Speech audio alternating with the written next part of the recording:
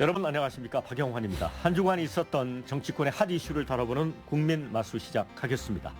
자, 조기 대선을 앞두고 양당이 경선에 돌입을 했습니다. 자, 국민의힘은 한덕수 대망론이 그런데 이제 불거지면서 당내 여러 논란이 있고요. 경선 흥행에 찬물을 끼얹는 게 아닌가 하는 걱정도 나옵니다. 자, 민주당은 사실상 이재명 후보로 이제 굳어진 것 같은데 중도층 공략 또 총정권 공략을 위한 부분에 좀 고심을 하는 그런 모습입니다. 오늘 두 분 말씀 모셨습니다. 국민의힘 홍석중 전 의원 나오셨습니다. 반갑습니다. 안녕하십니까? 네, 여기에 맞설 민주당의 광주 광산갑의 박현태 의원입니다. 예, 안녕하십니까? 네, 자 그러면 바로 첫 번째 주제로 가보실까요?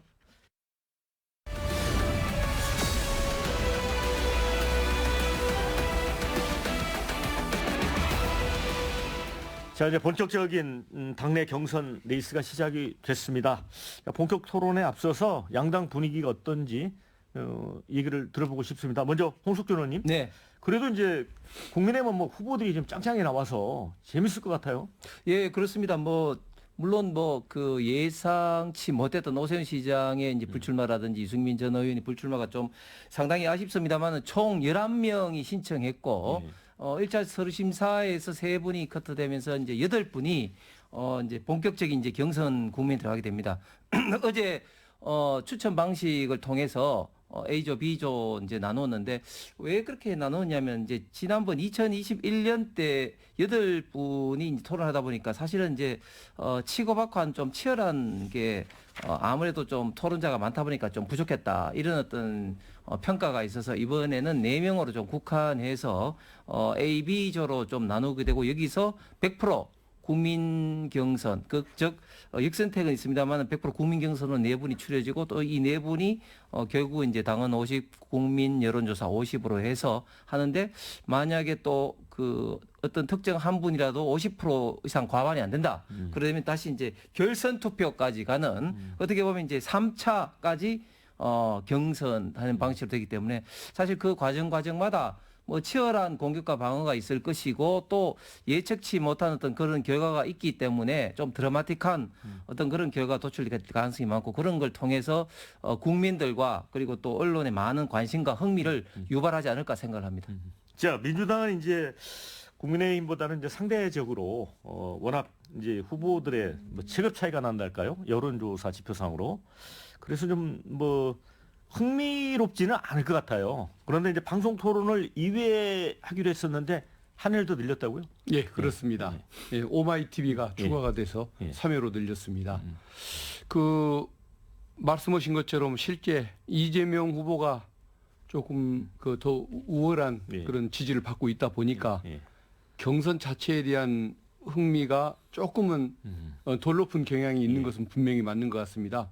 그래서 이제 우리 민주당 입장에서는 어떤 인물의 우위성, 또 정책의 또 우위성 이런 걸 보여주는데 좀 더 관심을 갖고 접근하는 것이 좋지 않겠나. 저 개인적인 생각은 그렇습니다. 네. 자, 이제 국민의힘을 좀 들여다봐야 될 텐데 이제 1차 경선에 8명이 확정이 됐습니다. 그런데 A조, B조로 이제 나눴어요. 근데 이제 나누는 방식이 재밌더라고요.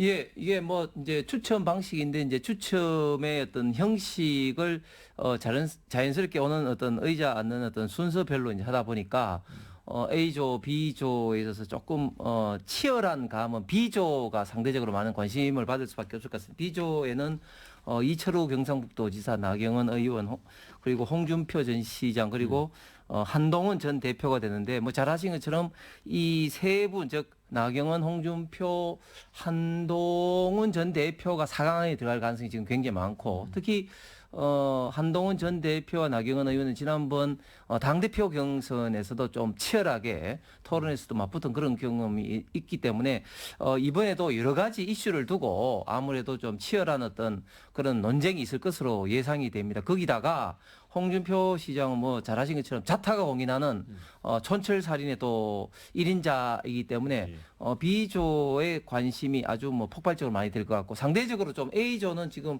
김문수 전 장관과 또 양행자 의원 또 그 지금 유정복 어떤 시장 등이 있어서 조금은 상대적으로 조금 토론에 대한 어떤 흥미는 좀 반감이 되지 않을까 예상을 해봅니다. 자, 근데 이제 김문수, 홍준표, 한동훈 이분들은 이제 사인에 이미 좀 안착했다라는 이제 평가가 있어요. 근데 박경택 의원님 민주당에서 이렇게 보시기에 이제 나머지 안철수, 나경원 후보가 좀 겨룰 거다 이런 그 분석들이 있는데 어떻게 보세요? 뭐 두 분 다 분명한 한계를 가진 분들이긴 합니다만은 안철수 후보는 지금까지 네. 항상 철수하는 모습만 보였기 때문에 국민들이 갖는 기대가 나경원 의원보다도 더 없어서 나경원 후보가 4강에 합류하지 않을까 제 개인적인 짐작은 그렇습니다. 자, 어떻게 보세요? 두 분. 예.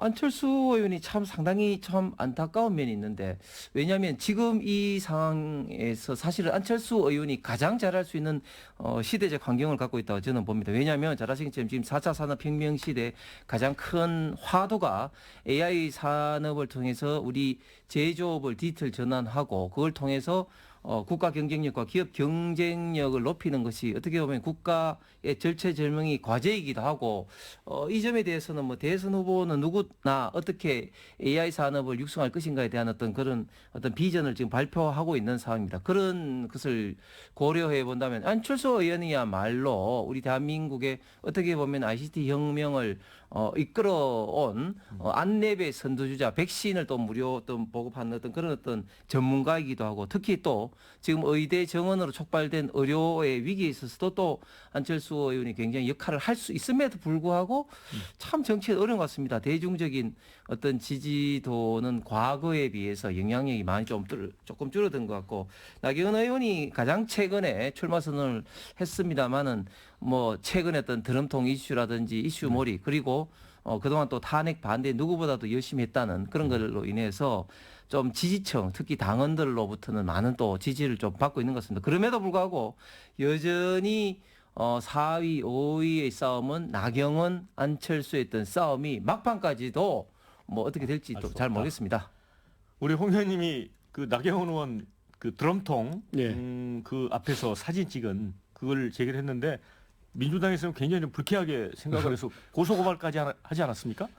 지금 그 부분을 검토를 하고 있죠. 아직 하진 않았고요. 예, 검토를 하고 있는데 저는 이제 그게 바로 국힘의 한계인 것 같습니다. 그게 좋은 이슈가 돼서 후보가 되는 정당이라는 게 정상적인 모습이 아니지 그러니까 않습니까? 지지층에 어필하기 위해서 그렇게 했다고 보시는 거죠? 예, 그렇습니다. 어떤 그 상식을 가진 국민들이 별로 좋아하지 않을 만한 그런 행동인데도 국힘의 후보가 되기 위해서는 그런 행동을 취해야 한다는 것. 또 그 전에도 드럼통 사건 이전에도 그 뭐 저 관제 앞에 가서 사실상 태극기 모독부대 그 뭐 대원들의 폭동을 사실상 부추기는 이런 운동을 보이지 않았습니까? 경호처 또 직원들의 저항을 또 그 사실상 그 부추기기도 했고, 그건 어떤 국민의 녹을 먹는 공직자라면 해서는 안 될 행동인 것인데 그런 행동을 할수록 인기가 올라가는 것이 현실인 국힘 그 후보들의 한계, 그것을 보여주는 극명한 사건이 아닌가 싶습니다. 자, 그러면은 이제 예를 들어 홍준표, 김문수, 한동훈, 나경원, 안철수 이렇게 놓고 볼 때 박경택 의원님이 보실 때는 이재명 대표 입장에서는 어느 분이 올라오는 게 좀 편안할까요? 누가 나와도 상관이 없다. 그래요? 이게 이제 민주당 입장입니다. 나경원 후보, 안철수 후보는 솔직히 뭐 평가할 가치가 없기 때문에 얘기를 안 하고 굳이 앞에 세 사람만 얘기를 하자면은 그 김문수 후보 같은 경우는 그 수구 꼴통의 이미지가 너무 강하게 맺혀져 있지 않습니까? 특히 내란 수계를 끝까지 옹호함으로써 인기를 얻었던 사람인데 국민들의 지지가 있을 수가 없는 사안이죠. 그래서 김문수 후보는 그런 한계가 있고, 홍준표 후보도 나름의 입심도 있고 또 색깔은 분명한 사람이긴 합니다만은 최근에 그 명태균 게이트 때문에 그 정치 자금 대납 또는 뇌물 수수 의혹 이런 것들이 너무 강하게 제기를 되다 보니까 그것 때문에 아마 한계가 또 분명할 것입니다. 사실은 검찰이 수사를 받아야 할 사람이지 선거에 나올 사람은 아닌 것이죠. 그리고 이제 한동훈 대표 같은 경우는 그 내부에서는 그 어떤 그 윤석열의 탄핵을 자초했던 뭐 배신자다라는 이런 이미지가 찍혀져 있고 국민 보기에는 그래도 그런 소신이라도 보였기 때문에 다행이라는 생각은 들지만은 지금은 검사 출신은 대통령이 나와서는 안 되는 시대적 상황 아닙니까? 예. 저는 뭐 10년, 20년 검사 출신은 큰 정치를 할 생각을 말해야 한다는 것이 제 생각인데 그런 문제점을 국민들이 다 느끼고 있기 때문에 셋 다 누가 나와도 상관은 없다. 그 생각을 가지고 있습니다. 자, 박균택 그 의원님도 참 검사장 출신인데 물론 뭐 우리 대한민국에는 법조인 출신의 국회의원이 너무 많습니다. 네.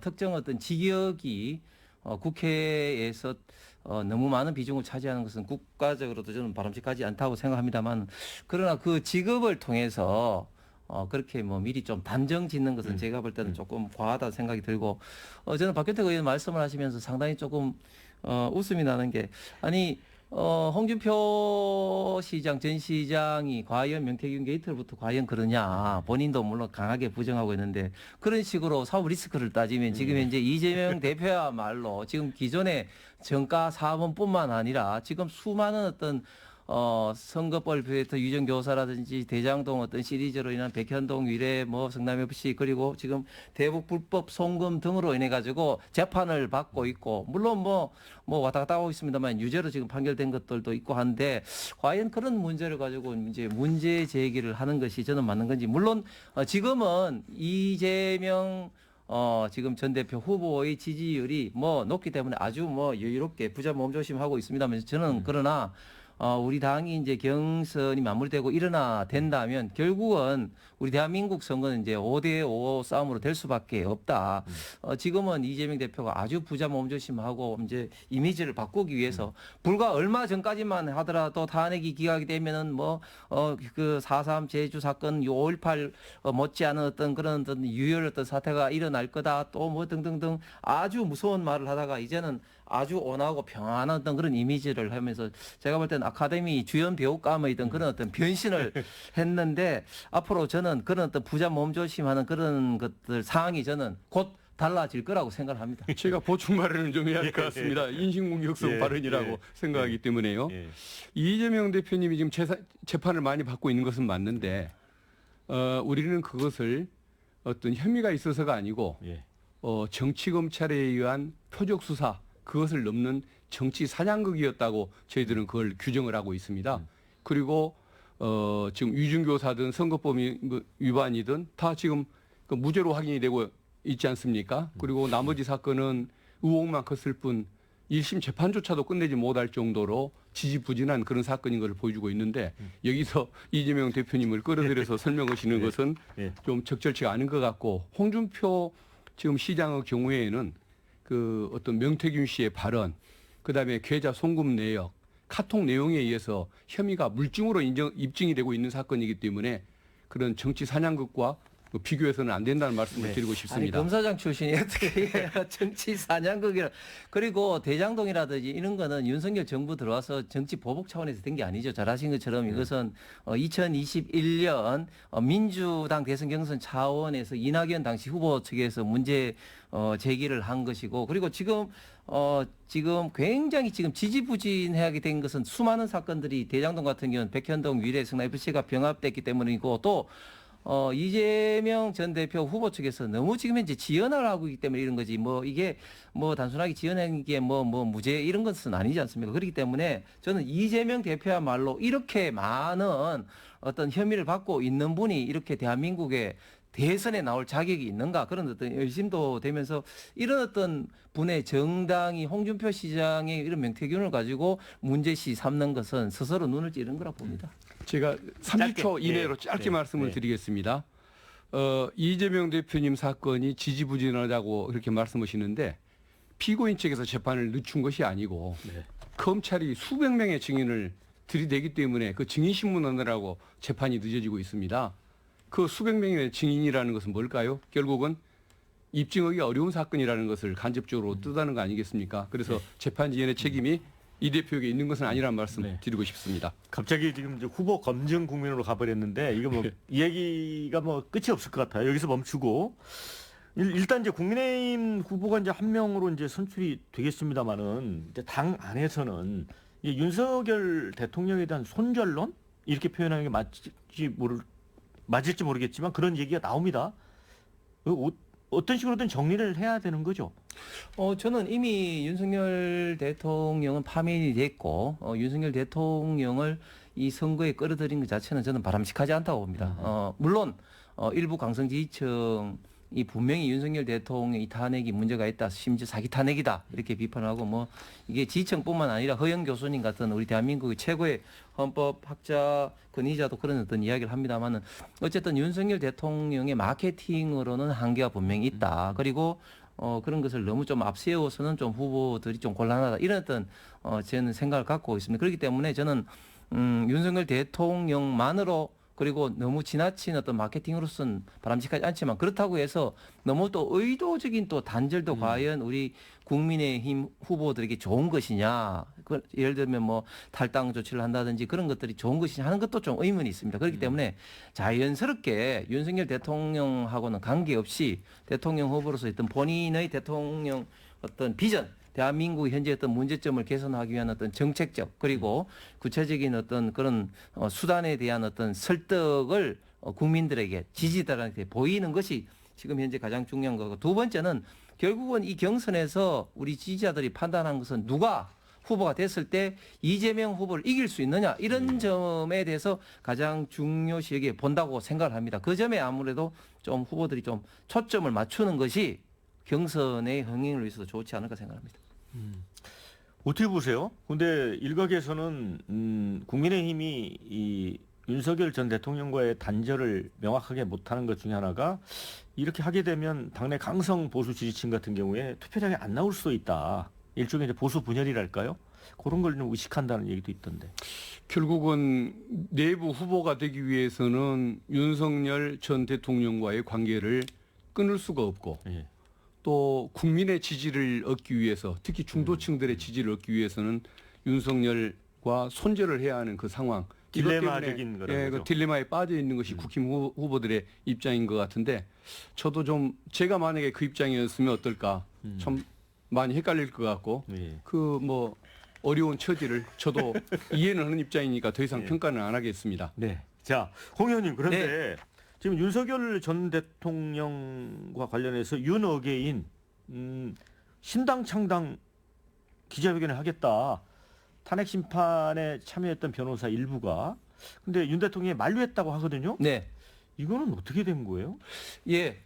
이번 비상계엄을 통해서 사실은 2030이 그전에는 정치에 대해서 상당히 좀 무관심을 했는데, 이번 12.3 비상계엄을 통해서 가칭 이제 국가를 마비시키려는 민주당의 갖가지 어떤 폭주, 탄핵 폭주, 입법 폭주, 예산 폭주로 인한 여러 가지 어떤 문제점을 이제 인식하면서 그분들 사이에서는 계몽령이었다. 이런 식으로 이제 생각을 하시면서 굉장히 정치에 관심을 갖게 되었습니다. 그러면서 자연스럽게 이런 것들이 지속화하기 위해서는 결국은 정치 세력화를 해야 된다는 그런 이야기들이 그분들 사이에서 자연스럽게 이제 돌다 보니까 그러면 이걸 어떻게 해야 하느냐 하는 것을 이제 그 윤석열 대통령 변호인단 중에 상대적으로 젊은 청년 변호인단과 이제 상의를 하는 과정에 신당 이야기가 좀 자연스럽게 나온 것 같습니다. 그런데 거기에 참여했던 뭐 김계리 변호사라든지 그런 분들 이야기 따르면 이 신당은 국민의힘을 분열시키는 것이 아니라 국민의힘을 좀 채찍질하면서 상대적으로 좀 적극적인 탄핵이라든지 또 2030의 어떤 목소리를 대변함으로써 시너지 효과를 일으키기 위한 어떤 그런 거다. 고 이야기는 했지만 특히 조기 대선 국면에 우파 보수 계열의 신당이 창당한 것은 사실상 어떤 공멸에 가까운 것이기 때문에 윤석열 대통령도 강력하게 반대를 한 것으로 알고 있습니다. 네. 자, 이제 민주당 얘기 좀 해볼게요. 이제 민주당은 지금 충청도 표심을 좀 민감하게 이렇게 좀 바라보고 있는 것 같습니다. 그래서 이재명 후보 같은 경우에도 임기 내 세종 집무실 건립 이런 걸 냈고요. 김경수 전 지사는 서울 세종 공동 집무실. 결국은 이제 정권의 행정 수도를 다시 이제 만들겠다는 구상인 것 같아요. 예. 근데 이게 좀 항상 선거 때만 나온 얘기고 또 그다음에 또 물리고 했거든요. 그 선거 때 주로 나오던 주장이었던 것은 맞지만 이재명 후보 외에 뭐 김동연, 김경수 예. 후보도 다 비슷한 발언을 하는 거 보면 이것은 거의 민주당의 당론 수준으로 봐도 되는 것 아니냐. 아직 공식 당론은 확정되지는 않았지만 거의 당론 수준이 아니냐라고 봐주셔도 될 것 같습니다. 물론 이게 어떤 충청도의 표심을 얻기 위한 마음 아니냐. 저 부정하기는 어려운 것 같습니다. 예. 분명히 그 마음은 있을 거라는 생각은 하는데 근본적으로 노무현 대통령 때부터 예. 어떤 그 지방 균형 발전이라는 목표를 항상 민주당이 추진해 왔고 강조를 해왔고 지금도 그 부분은 이의가 없는 부분이기 때문에 어떤 다수의 생각이 여기에 일치하는 그런 것을 본다면은 단순히 그 선거를 앞둔 주장이라기보다는 실천적 과제로 이어질 가능성이 아주 많고 또 약속을 했으면 지켜야 한다는 인식들이 분명히 뭐 후보들은 물론 민주당 의원들의 그 인식이 강하기 때문에 저는 그 방향으로 분명히 갈 거라고 그렇게 믿고 있습니다. 근데 개헌을 하지 않고 행정 수도를 이전할 수 있나요?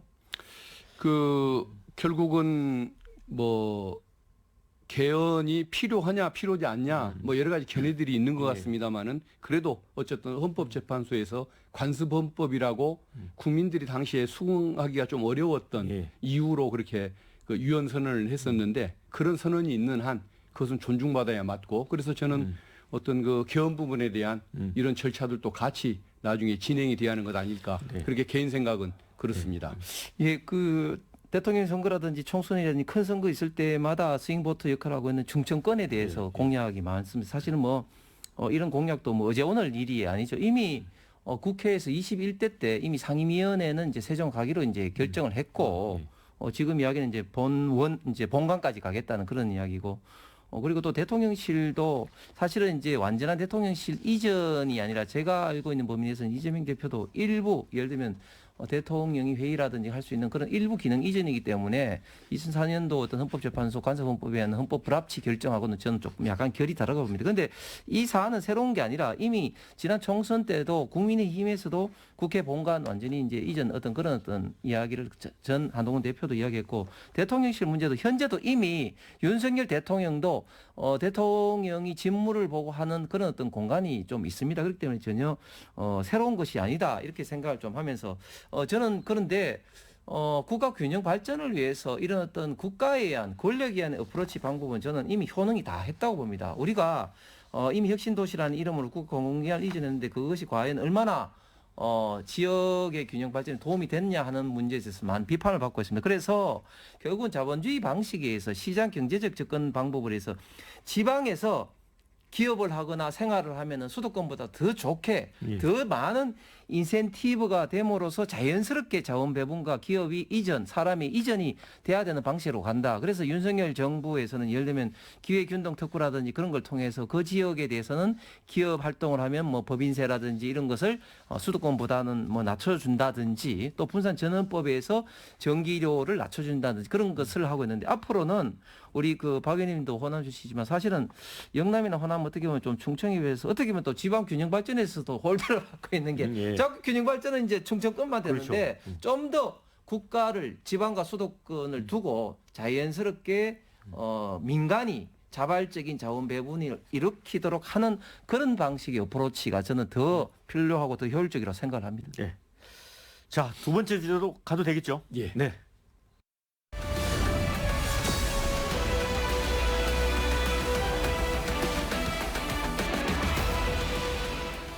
한덕수 대통령 대행이 이 대통령 몫의 헌법재판관 2명을 임명을 했습니다.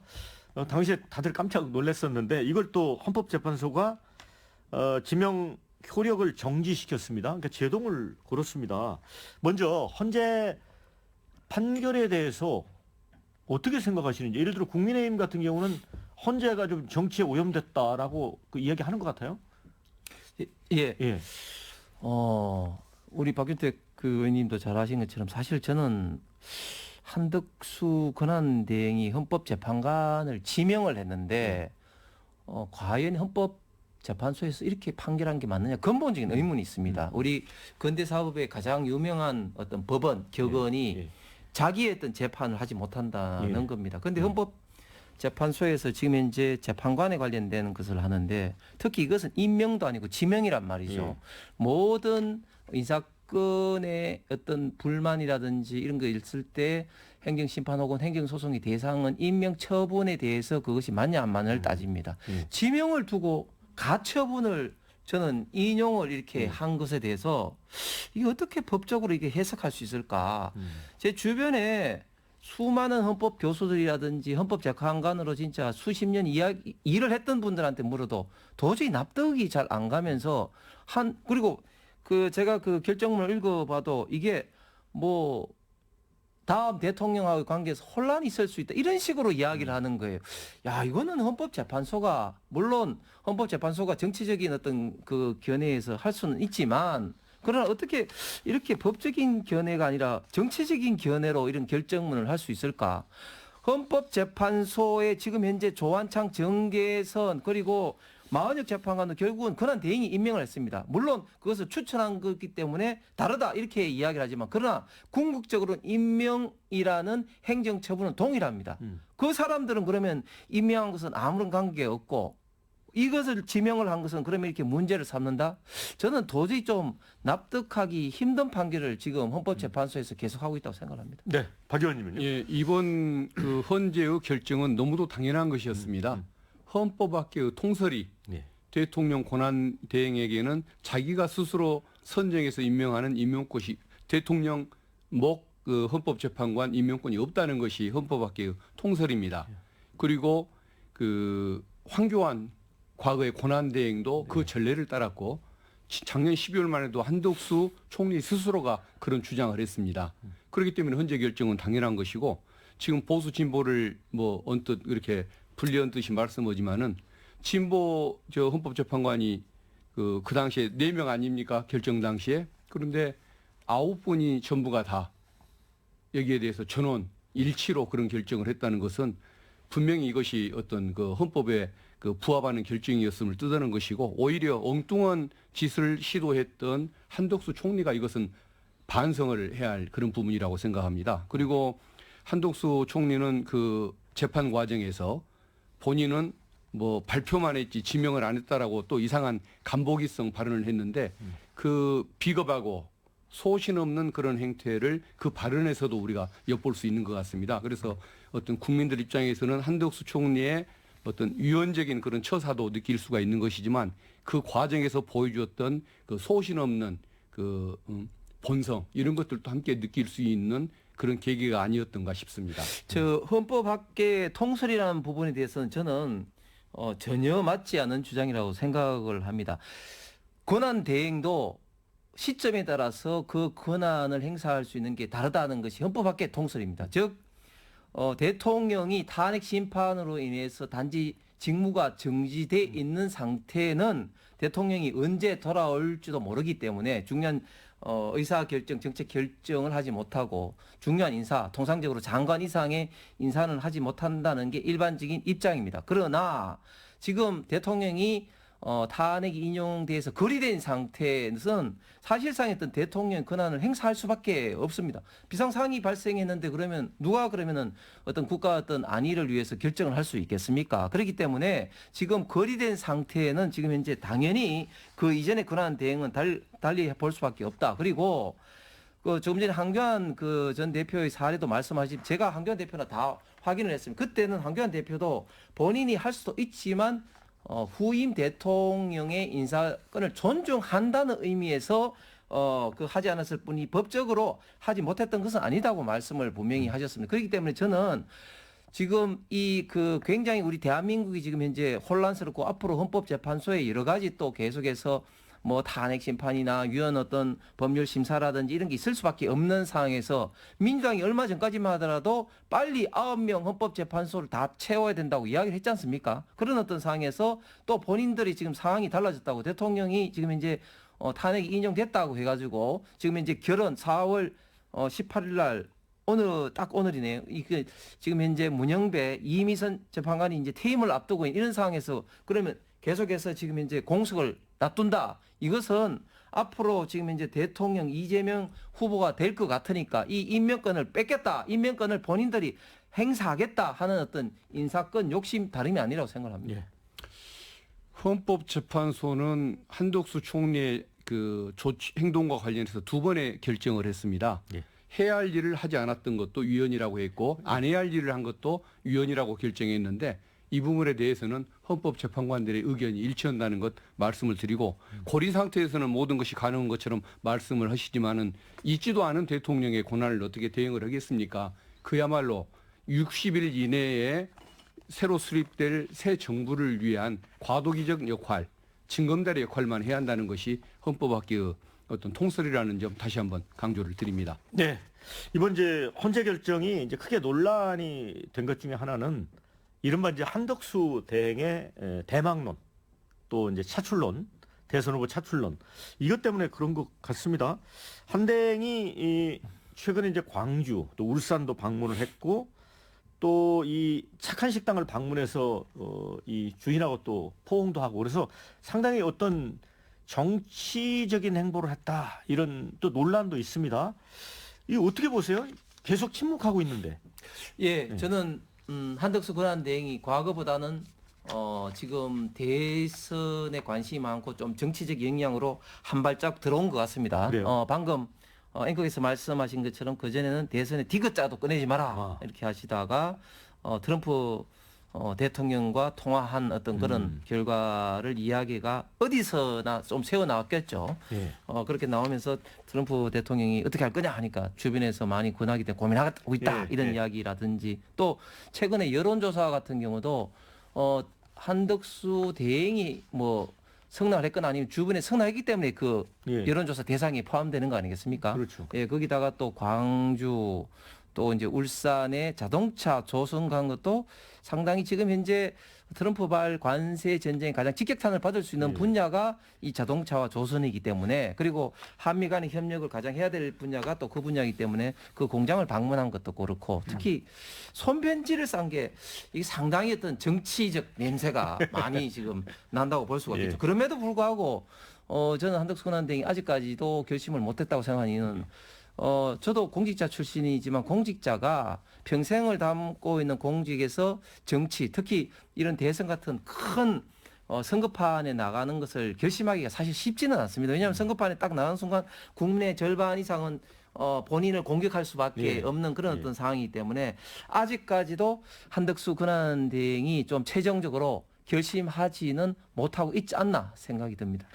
박근태 의원님 어떻게 보세요? 이제 간덕수 이런 이제 별명도 얻었던데 간을 계속 본다 그래서 예. 결국 출마할 걸로 봅니까? 아마 그 나오려고 할 것 같고 예. 5월 4일이 아마 사퇴 시한일 텐데 그렇죠. 예. 5월 3일 날 국힘 후보가 결정되는 즉시 아마 사퇴하고 나오려고 하지 않을까 싶습니다. 그러면 지금 저 관세 협상을 어떤 그 성과로 포장해서 나오려고 하는 거 아니냐? 민주당은 좀 의심을 하는 것 같은데. 네, 맞습니다. 그 참답게 국가의 이익을 생각하면 본인이 관세 협상에 나서서는 안 된다고 봅니다. 근데 또 시급한 것도 사실이잖아요. 오히려 미국한테 양해를 구하기가 더 좋죠. 이제 곧 6월 3일 날 새 정부가 출범한다. 그때까지 기다려달라. 좀 기다려달라고 50일의 시간을 벌기가 더 좋은 시점이고 예. 그리고 또 새 정부가 그것을 잘 설득을 해내야 정당성도 없는 것일 텐데 예. 본인이 이번에 그 대통령 그 뭐 후보로서 지지도 올리겠다고 엉뚱한 협상을 하고 올 가능성이 많은 거 아닙니까? 그래서 아마 저는 한덕수 총리는 그 행동을 멈추는 것이 저는 오히려 국익에 부합하는 행동이라는 이 말씀을 드리고 싶고 그때 국회가 열렸었는데 왜 도대체 뭐 광주나 울산을 방문하는 것이 도대체 뭐 본인의 관세 협상하고 무슨 상관이 있길래 그런 행동을 벌이고 지탄을 받는지 광주를 갔다가 오히려 저녁 식사도 못하고 쫓겨왔던 그 상황을 만드는 그 모습이 과연 총리로서 대통령 권한 대행으로서 맞는지 그 부분이 저는 의심스럽다는 생각이 듭니다. 그리고 이것은 국힘을 위해서도 바람직하지 않은 게 지금 아까 뭐 후보들 누가 1등을 될지 흥행을 기대한다고 말씀을 하고 계시지만 여기서 유리가 뽑혀봐야 또 한덕수 씨하고 또 그 저 후보 그 경쟁전을 다시 치러야 할 최종전이 아닌 상황이 되다 보니까 국민들도 관심을 오히려 덜 갖는 부분이 있지 않습니까? 오히려 한덕수 총리의 행보에 더 관심을 갖고 그래서 이것은 국힘에도 손해내는 짓이고 또 그 대선을 관리해야 할 그 심판이 갑자기 심판을 그만두고 축구화를 갈아 신고 그 선수로 뛰는 이 현상도 국가적으로 바람직하지도 않고 그다음에 저는 한덕수 씨가 나와도 별로 좋은 여론을 얻지는 못할 것이기 때문에 본인의 명예만 훼손되고 말 이런 상황이기 때문에 국힘을 위해서든 나라를 위해서든 개인을 위해서든 좀 안 해야 할 행동을 하고 있다. 그러나 민주당 입장에서는 나와주면 더 고맙다.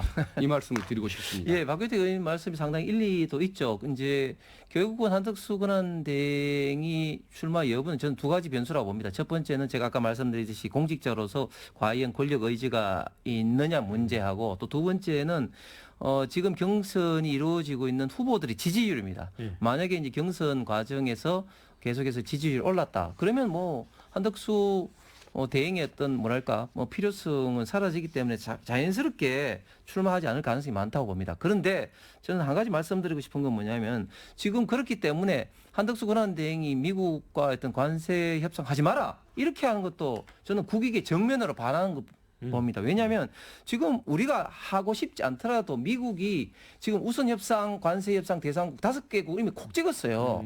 영국, 인도, 호주 그리고 일본과 한국입니다. 그렇게 먼저 관세 협상을 하자고 콕 찍었는데 그러면 아유 우리 뭐 대통령 선거 있으니까 나중에 할게요. 이게 말이 됩니까? 지금 트럼프는 어떻게 보면은 이런 이야기를 했지 않습니까? 먼저 협상을 하면 거기에 따른 어떤 먼저 우선권을 준다 이런 식으로 하고 있고 우리 대한민국이 거기에 해당되는 국가고 그만큼 중요시 여기면서 이렇게 협상을 지금 요구를 하고 있는데 우리가 이것 때문에 수십일 뭐 이렇게 늦춰버린다. 그리고 또 정부가 바뀌고 난 다음에 과연 뭐 바뀌자마자 과연 누가 또 협상을 할 겁니까? 그때 막 바뀌면 뭐 이번에는 뭐 인수위도 없습니다. 막바로 정부가 시작을 해야 됩니다.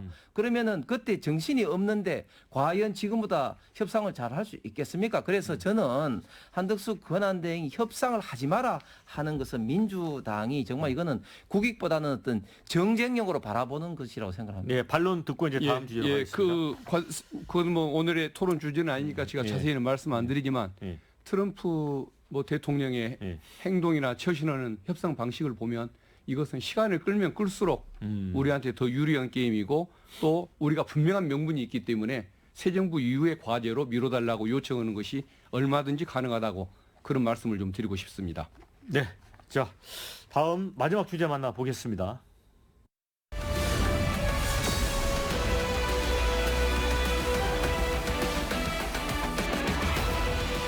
네. 윤석열 이제 전 대통령이 내란 우두머리 혐의로 이제 재판을 받고 있습니다. 그런데 지난번에는 이제 언론의 공판장 그 촬영이 이제 금지가 돼서 이제 논란이 있었는데 이제 재판부가 다시 허용을 한다고 합니다. 어떻게 보세요? 그 윤석열 석방 결정에 이어서 지난번에 촬영을 허가하지 않았던 그 지규현 그 부장판사의 형사 25부 재판부 여기서 정말 국민의 불신을 사는 행동을 너무 많이 초래했지 않습니까?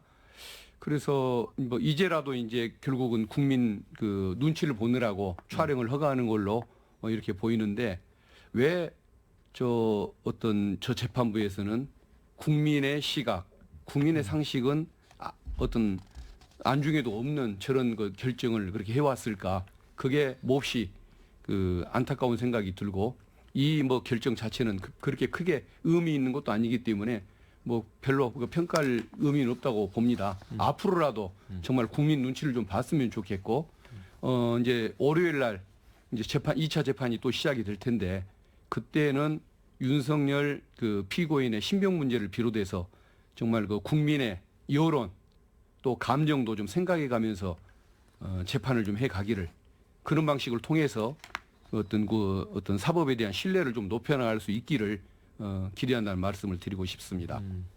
근데 이제 지난번에 첫 공판에서 윤 전 대통령은 무려 이제 93분 동안 검찰의 공소 사실을 아주 조목조목 반박을 했습니다, 홍 의원님. 네. 평화로운 계엄이었다. 그러니까 뭐 내란이 아니다. 라는 입장을 유지를 하고 있거든요. 네. 어떻게 보세요?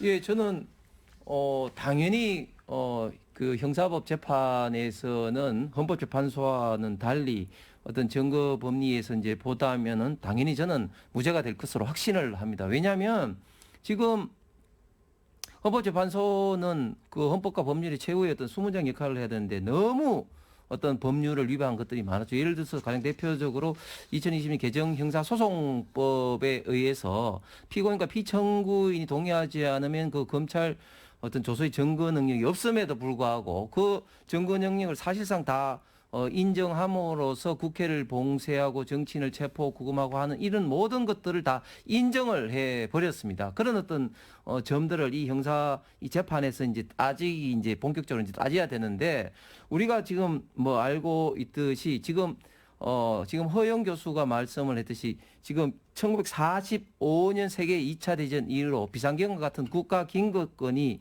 내란으로 인정된 사례가 하나의 사례도 없습니다. 내란이란 것은 꼭 어떤 특정 어떤 목적을 위해서 이제 국가기관 등등을 이제 마비시키기 위해서 어떤 폭동을 일으켜야 되는데 결국은 이게 목적범이 돼야 되시고 그리고 이제 폭동이라는 건 대법원 판례에 의하면 어떤 군단 이상의 어떤 면적에 해당되는 국가의 어떤 기관을 어떤 마비시켜야 된다는 그런 어떤 그 요건이 필요한데 사실 대통령이 그런 어떤 의도도 없을 뿐만 아니라 그런 어떤 실행도 구체적으로 이루어지지 않았다는 게 지금 명백하기 때문에 저는 당연히 무죄가 돼야 되고 그렇게 되리라고 기대를 하면서 대통령도 거기 관련돼서 사실은 왜 비상계엄을 했는지 그리고 그 상황에 대해서 누구보다도 가장 잘 아시는 분이기 때문에 첫 번째 재판에서는 변호사보다도 본인이 가장 말씀을 많이 한 것이 아닌가 생각이 듭니다. 박 의원님은 어떻게 보세요? 이번에도 처음부터 끝까지 거짓말을 했습니다. 예. 이 사건, 이 재판은 계속 그렇게 거짓말을 하고 증인신문을 하느라고 시간이 걸리겠지만은 저는 크게 관심을 두지 않는 이유가 있습니다. 예. 첫째는 사실관계에 있어서 모든 국민이 다 직접 지켜봤다는 것이고 예. 그리고 이제 곽종근 사령관, 조성현 단장 이런 양심적인 그 증인들에 의해서 모든 사실관계가 어떤 진술로서 입증이 되고 있다는 사실입니다. 그래서 사실은 헌재에서 인정한 것과 똑같은 방식으로 인정이 될 것이고 그다음에 비상계엄은 사법 심사의 대상이 아니다. 정당한 계엄이었다. 이런 여러 가지 법리 주장을 했지만 헌재가 법관 출신의 고위법관 출신의 헌법재판관 8명이 모두가 다 이걸 인정된다고 봤기 때문에 일선 법원에서도 그 법리 판단을 존중하지 않을 수가 없고 결국은 이 사건은 결론은 다 정해져 있다는 것. 다만 그런 뻔뻔한 태도를 보임으로 인해서 형량을 줄여줄 명분만 없애기 때문에 형량이 높은 결과가 나올 수밖에 없다는 것. 이 점을 말씀드리고 싶고 이제 유일한 관심은 과연 그 지규현 그 부장판사 그 재판부가 윤석열을 언제 법정 구속할 것이냐. 공수처의 구속 또는 검찰의 구속기간 계산 여기에 좀 하자가 있는 것 같다라는 식으로 이해할 수 없는 법리를 들이대면서 풀어줬는데 과연 이게 법리 때문에 풀어준 것이 순수한 마음일 뿐 윤석열 피고인에게 특혜를 주기 위해서 본인이 뭔가 거기에 얽매일 이유가 있어서 봐준 것이 아니라고 한다면 지금이라도 바로 그 법정 구속을 해야 본인의 순수성이 입증된다. 이걸 재판부에 얘기하고 싶습니다. 결국은 윤석열 피고인이 있어야 할 곳은 사저가 아니라 서울구치소라는 점, 그 점을 분명히 한번 재판부에 강조해주고 싶은 심정입니다. 예, 박 의원께서는 이제 법정 구속 당장 해야 된다라고 주장을 하시는데 어떻게 보세요? 그 재판부가 절차상 문제 때문에 뭐 이런 어떤 뭐 법적 이게 기간 구속 기간에 있던 계산은 저는 부차적인 문제라고 생각하고 이런 어떤 과연 공수처가 내란 관련된 수사 권한이 있느냐 그리고 서부지법에서 지금 현재 발급한 그런 어떤 영장이 정당하냐 이런 어떤 절차적인 문제가 되어서 지기현 판사가 저는 절차상의 문제로 인해서 구속 취소 어떤 결정에 대해서 법정 구속을 시킨다 이것은 이제 말도 안 되고 그럴 리도 저는 없다고 봅니다. 그리고 과거에 2017년도 박근혜 대통령 때 우리가 생각을 해보면 그때 당시에 헌법재판소에서 비록 파면 결정은 났지만 그때 형사법에 있어서 가장 중요했던 뇌물이라 이런 것들이 다 무죄 판결을 받았다. 이번은 그때보다 더 심하게 지금 뭐 곽정근 전 사령관도 이야기했고 했지만 곽종근, 홍장원 이런 어떤 메모가 왜곡 내지는 오염됐다는 것이 명백하게 지금 현재 밝혀진 상황이기 때문에 그때보다 더 저는 당연히 무죄가 될 것으로 생각합니다. 예, 그 수사기관의 구속 절차나 기간 계산에 문제가 있는 것 아니냐. 네. 그래서 합법성을 확보하고자 구속 취소 결정을 했다는 겁니다. 1심 네. 재판부가.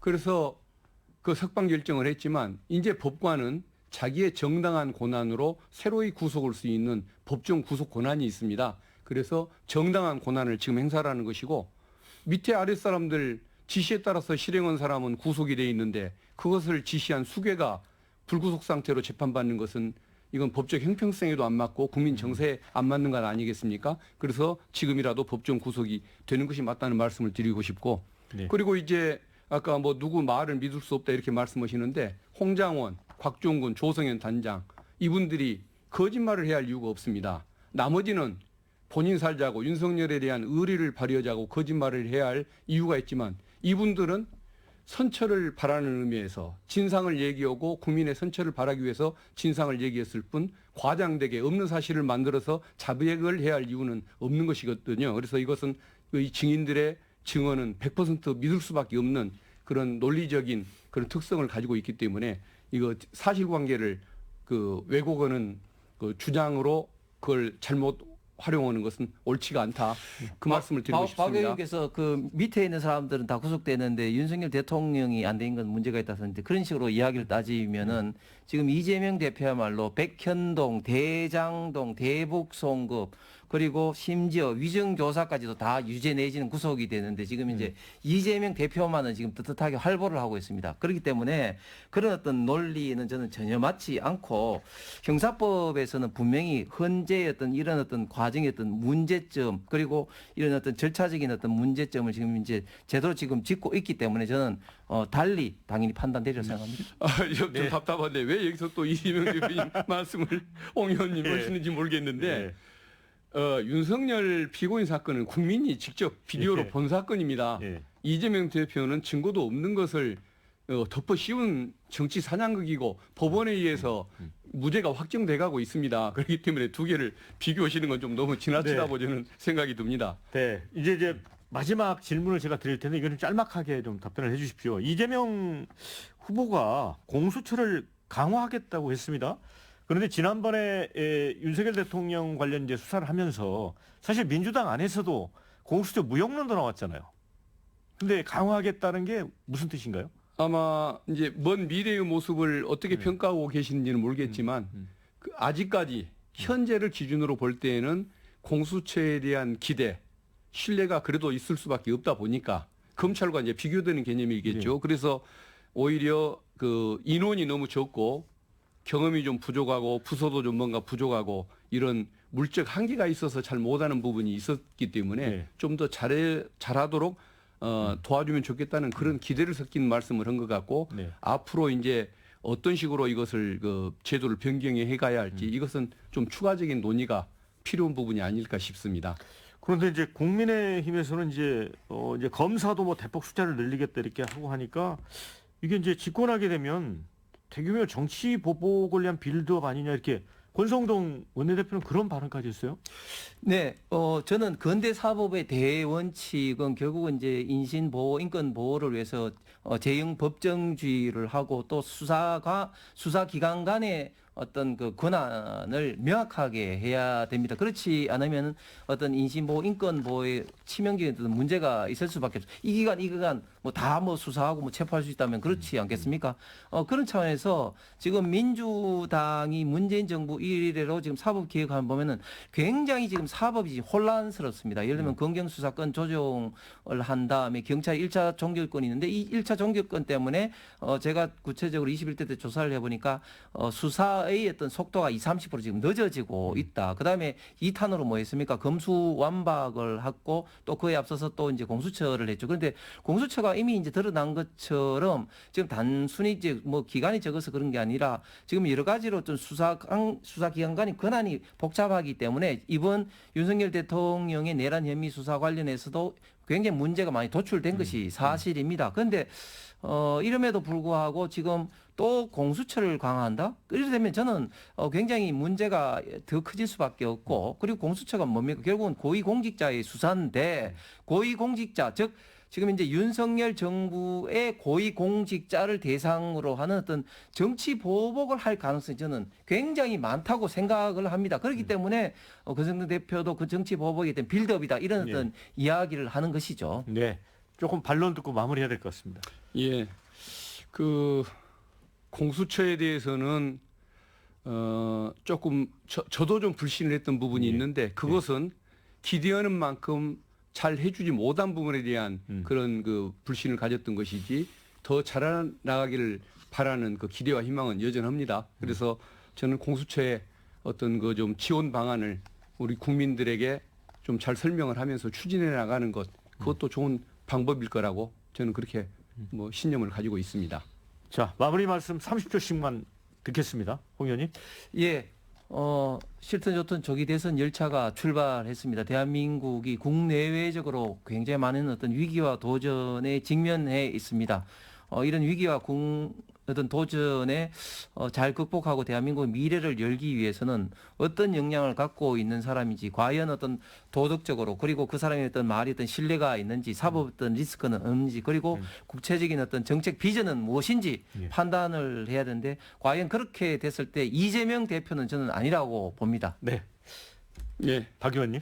이번 대선 6월 3일에 치루어질 대선은 헌법 파괴 세력과 또 헌법 수호 세력 간의 대결이고, 과거 수구 세력과 또 미래 비전을 추구하는 세력 간의 대결이라고 볼 수가 있겠습니다.